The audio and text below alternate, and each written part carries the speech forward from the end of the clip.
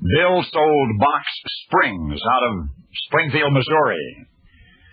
Yet few who knew him regarded him as anything but a golfer. He could have been a pro, some said. In any case, he was a superlative amateur, a winner of state amateur championship titles until he got older. Then he began to win statewide senior championships. But the rest of the story is really that there were two golfers in the family, Bill and his son.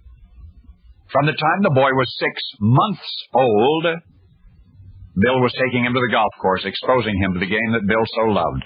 Age 4, the youngster began getting lessons from his father. At 6, the child was caddying for him. At the age of 6. Yet sweeter than the sport they shared was their relationship, their obvious similarities, their touching devotion to and love for one another. Bill enjoyed bright clothing, so his son developed an early appreciation for lively colors. Bill was also a world-class weeper. He would get misty-eyed over the slightest sentimentality, and so his son grew up unashamed of tears. When Bill turned 62, he began aching otherwise. And these were the early symptoms of a disease that he did not yet know he had.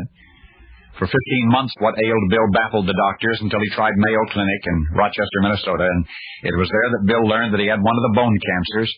The question in Bill's case was not if he would die, but when. Well, Bill's son and best golfing companion was a grown man by then, living with his wife in the East, and he'll always remember that February 3 years ago, that last trip home to Springfield. His father by then was comfortable only in one reclining chair in the den, so he slept there. His mother had moved her bed into the den so that she could be near Bill. And one night after Mom was asleep, Bill crept into the den and reached out to touch his father in the big chair, and his father, Bill, awoke, and his son knelt beside him and whispered, "I have a secret, and you'll be the only one who knows. I'm going to be a father. You're going to be a grandfather." Well, his dad could not speak, but his son knew that he'd been heard and understood by the size of the tears in his father's eyes. And 2 weeks later, Bill was dead. And this is the rest of the story. On the right now list of the world's best professional golfers, one name near the top shines as brightly as any, the name Payne Stewart. That's Bill Stewart's boy. When Payne lost his dad to cancer, he not only lost a father, but his number one golfing companion and the only golf teacher that he ever had.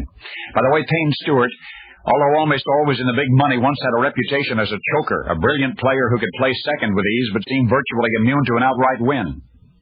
Not anymore. March 15 of last year, almost 2 years to the day after his father had died, Payne won the Bay Hill Classic, his first tournament win in 3 years. That day he surprised the sports world in 2 ways. First, by winning, but then by taking his first place prize money, $108,000, and giving it away. Payne donated the money, all of it, to the fight against cancer. Now you know why. For now you know the rest of the story.